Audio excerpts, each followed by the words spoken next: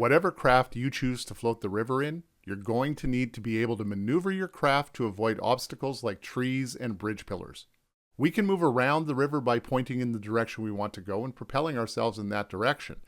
But in faster currents, this can be ineffective. There is a simple technique for moving more efficiently across a river, and this is called ferrying. To ferry, the paddler points the front of their craft upstream at 45 degrees to the current. Once the boat is oriented in this direction, using whatever propulsion you have available, whether that's a paddle or your hands, paddle your craft in that direction.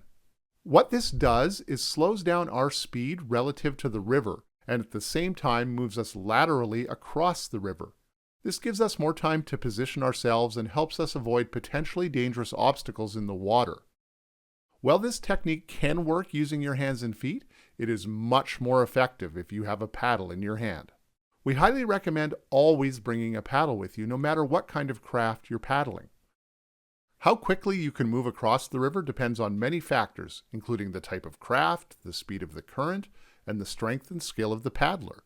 So it's important to practice this skill in a safe area to get a sense of how far you'll move downstream when ferrying in this craft in today's conditions. One way to do this is to make note of a landmark you pass and then ferry across the river and see how far downstream you moved from that landmark. This will give you an indication of how far in advance you need to be planning your moves to safely navigate the river.